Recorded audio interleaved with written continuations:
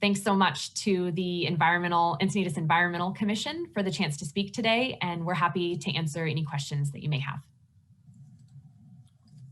Thank you so much, Bart, Kathy, and Chelsea. This is really an enlightening presentation that you've given. I'm sure that there's questions from the commission, but I think we should let the public ask their questions first, if there were any. That is very polite of you, Chair Novi. I agree, and I will invite our first speaker, Michael Ravenwood, back. And I'm going to hover over his name and unmute him now. Wow, I did it. Yay, me. Excellent. We have mastered technology for the moment. Thank you so much for offering me the opportunity to speak. This might be an appropriate comment to make right before you folks get to respond, but I'll just, since you've given me the floor now, I'll run with it. So I'm Michael Ravenwood. I'm a tax-paying citizen and business owner living in Encinitas. And I became involved in this issue when some friends expressed their concern, and I saw some things on social media and I said, what? Like, this is insane to me that something so concerning is not on, national news and whatever. So, so kind of the way that I want to offer my contribution is just to ask a question and to be sort of a collaborator in this situation and say, Environmental Commission of Encinitas, having heard the nature of the situation, I would love to hear what you might be able to do to increase our chances of protecting this area from nuclear disaster. I'm not sure how much of any of this is new to you, so I'm not here to demand what your plan is or insist on immediate action. However, if there isn't a plan currently in place that can be shared, I would like to hear some sort of brainstorming about what is possible, because I'm a concerned citizen. I have the resources that I have, but you are a commission of our government. You're an organization, you have resources. In addition to some of the things that Chelsea suggested in her presentation, I have some ideas like how we can encourage other government organizations that might have some recourse to push for SDG&E to make the suggested changes in the containment system that were listed in the presentation. Address how we can get more citizens and business owners that are inherently stakeholders to push for these changes. Research how these groups can take effective action and educate them on how they can do that. Find out how we can push SDG&E to use the over $4 billion it received for decommissioning towards making the containment system more effective, rather than having us have to go and scramble for money that they should be full of right now to address this issue.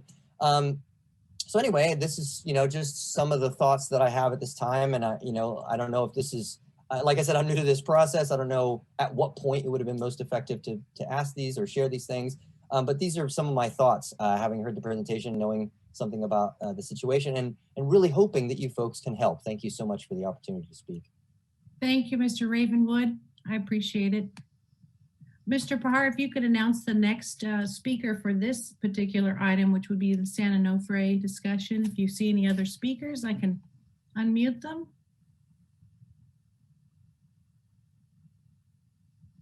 There's no other that registered for this item. Excellent, thank you. And I will allow the chair to proceed with commission questions. Thank you.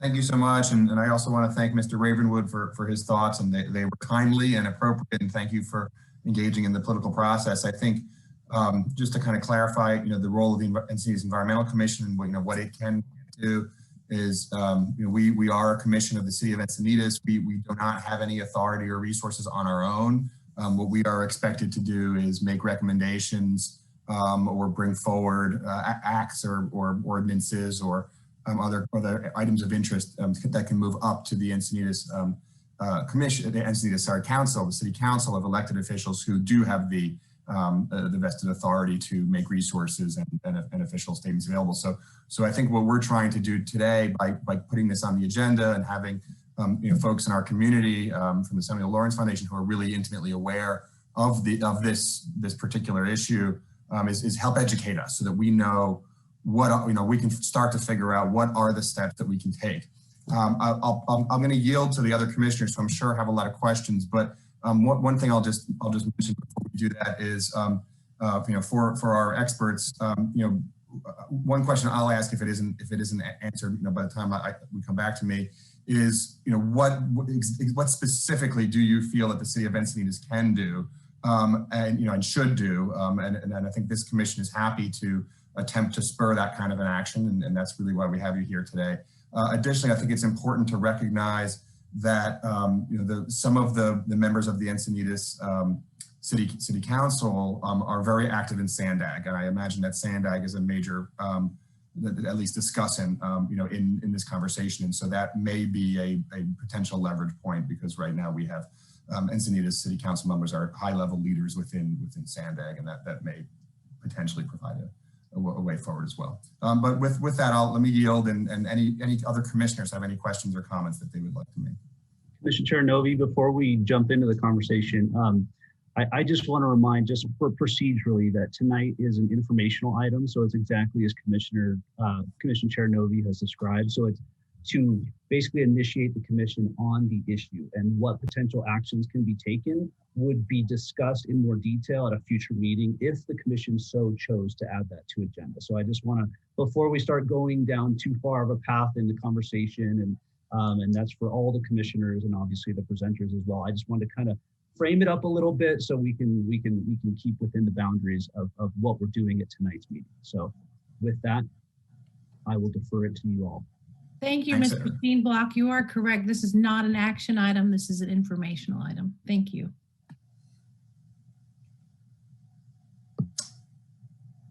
Yeah, Commissioner Hansberger? Yes, thank you very much for the presentation. This is Commissioner Hansberger. I just had, as I was listening, I had just a few questions, and maybe I'll just say them all at once and then you guys can address them if that works out. I really was interested in the solutions you proposed, but what I didn't see on there was what is the cost? So what is the cost to install that detection system? What is the cost to repair and replace? Who would be responsible for funding that? I know that it was mentioned that Edison got $4 million, I think, for decommissioning. Could that money be allocated? Could grant money be sought after?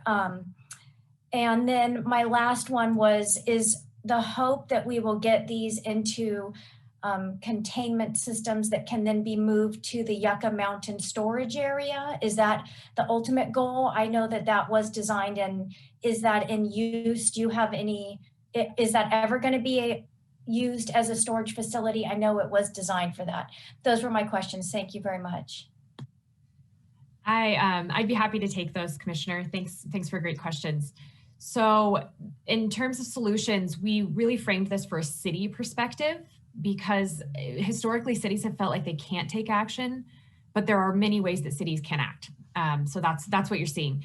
In terms of cost, the cost to install the monitoring would cost roughly $200,000 per year. It's the most sensitive air monitoring, but what we found is that we may not have to pay that full $200,000, because this air monitoring is already being done by the state agencies, CARB, California Air Resources Board. They're just not doing this one extra test. So what we're suggesting to the county is that several cities perhaps point to the County of San Diego and the County of Orange to request that they use taxpayer dollars for this. The poll that we did showed that an overwhelming majority of people supported spending taxpayer dollars. That's rare to find that in a poll, but they believe in this enough that these 1,000 respondents said that they would like to spend taxpayer dollars. So the cities can point to the county, find a way in the budget to pay for this monitoring, and at most it would cost roughly $200,000. In terms of repairing and replacing the canisters, we're really entering something that's never been done. Edison sometimes puts out that they have a repair technique. Right now it's a spray paint that's a nickel alloy. I am not very confident that a spray paint onto a damaged canister is enough to protect it from leaking into the environment and harming the environment and people. When we talk about repair, we talk about true repair that's scientifically validated. At this point, our utility, Southern California Edison, does not have a scientifically validated repair technique, nor, to my knowledge, does any nuclear plant around the nation.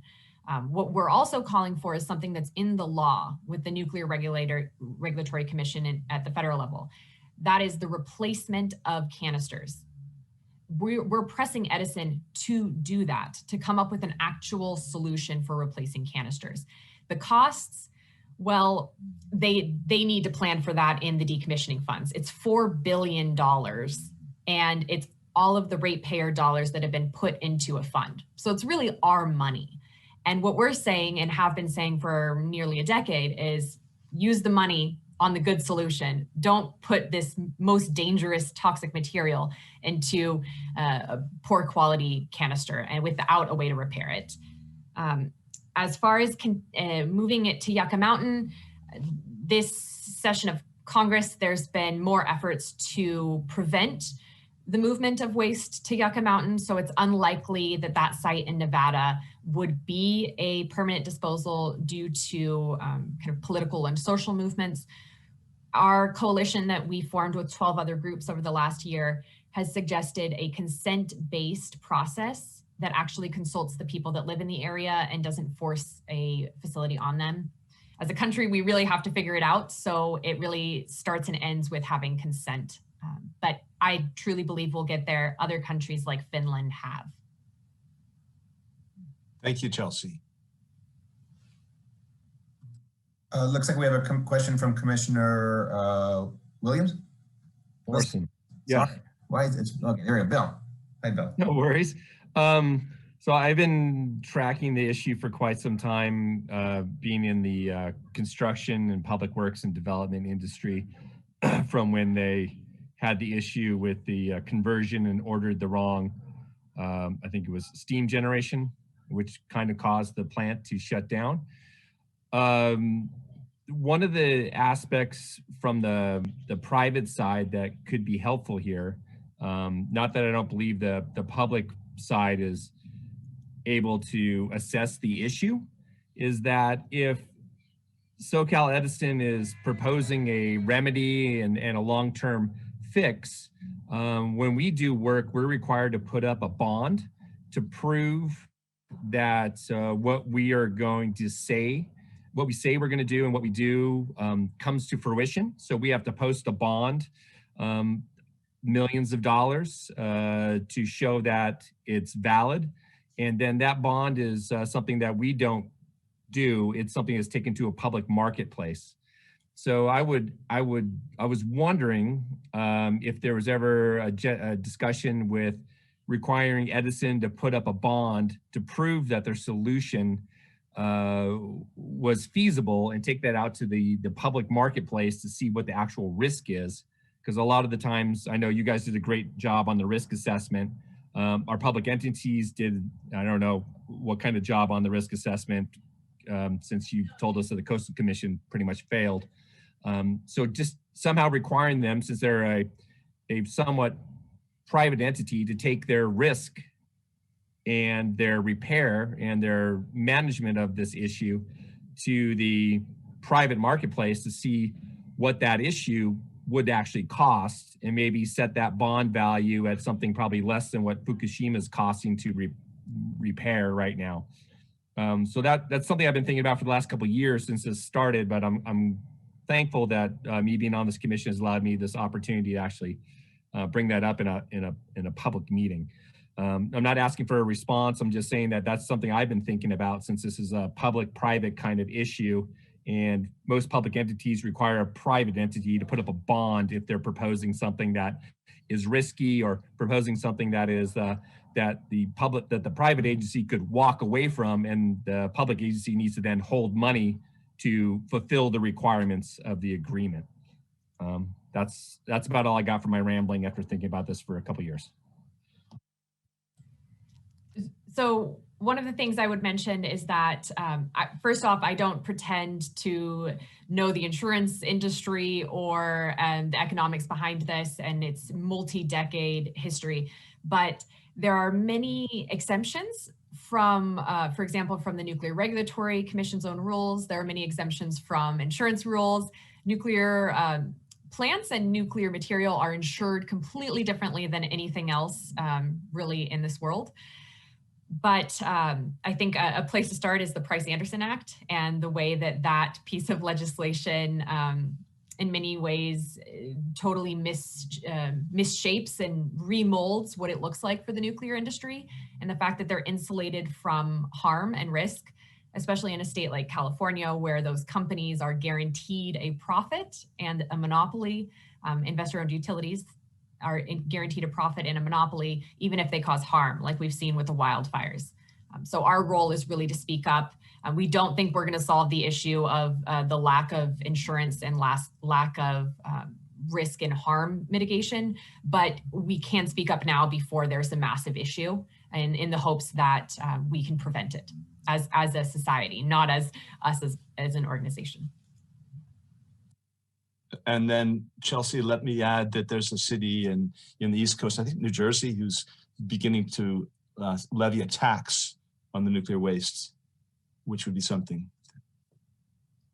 I'd like to add as well, this is Kathy speaking, that if we could all, it would be very helpful if every person was educated on what the Price-Anderson Act is. Literally no one can insure their home or their business or their private property against any sort of nuclear contamination.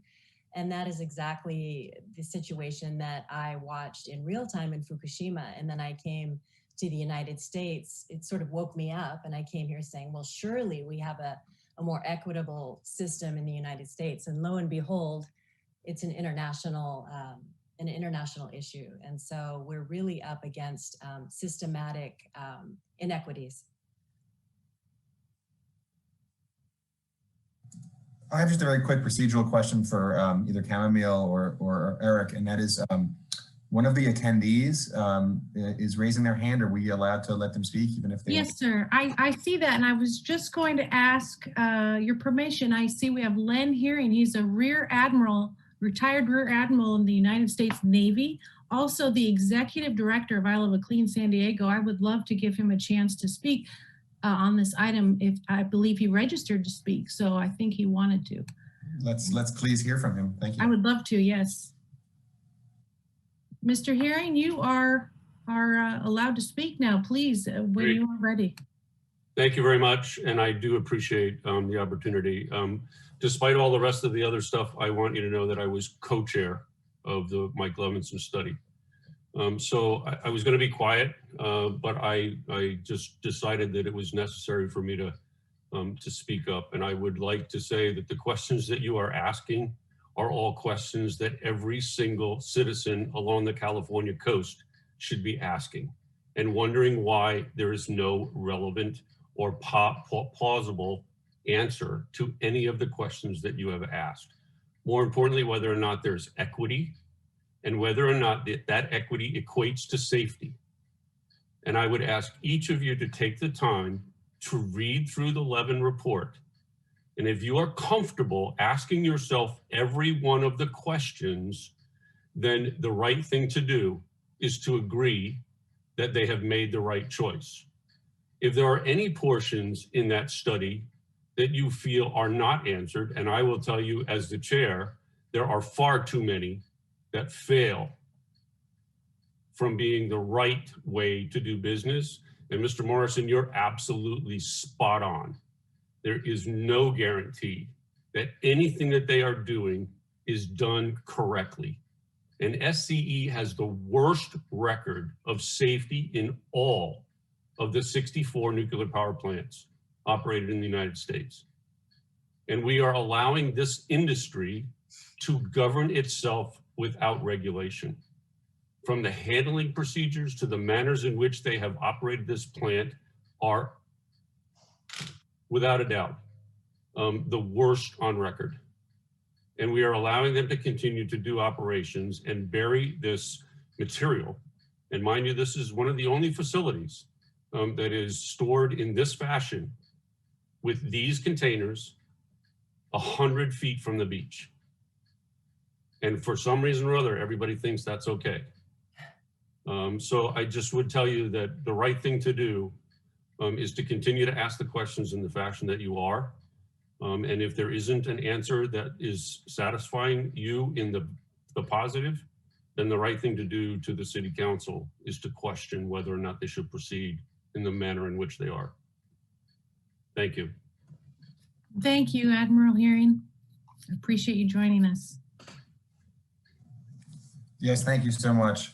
I think Commissioner Adams had his hand raised as well.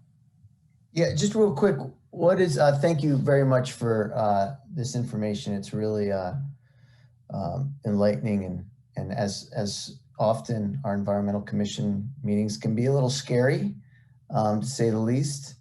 The current $4 billion that SC has been given, what's just the rough outline of the plan of what they're doing with that money? So they're using that to decommission the plant. So that has to pay for everything from storage to deconstruction to cleanup, to paying for the workers. So you can imagine that that number is likely to not be sufficient for everything that's needed on the site.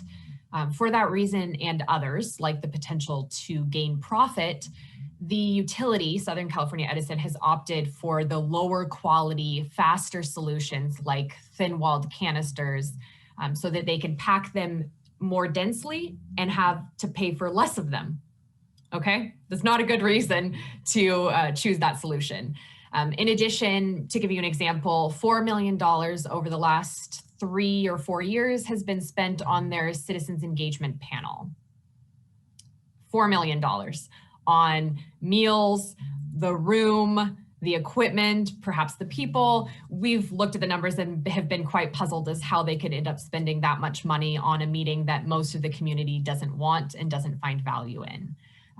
Everything is with the California Public Utilities Commission, the CPUC. They have to submit regular reports. But what we've seen is just a really poor use of funds and a lack of adherence to public safety and environmental best practices. Must have some high-end refreshments at those meetings. You would think. Thank you, Chelsea. Commissioner Bisconder.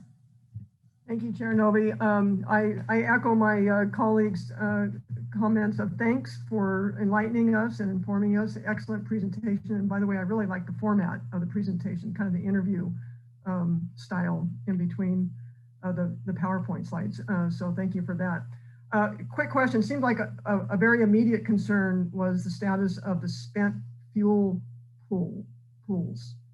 That if they went away, then we're really up the creek. So I wasn't sure what that current status was, and maybe that's the most immediate thing that we could address. I mean, is Edison pushing back and wanting to get rid of them? That's kind of the impression I got, or let them fall into disrepair.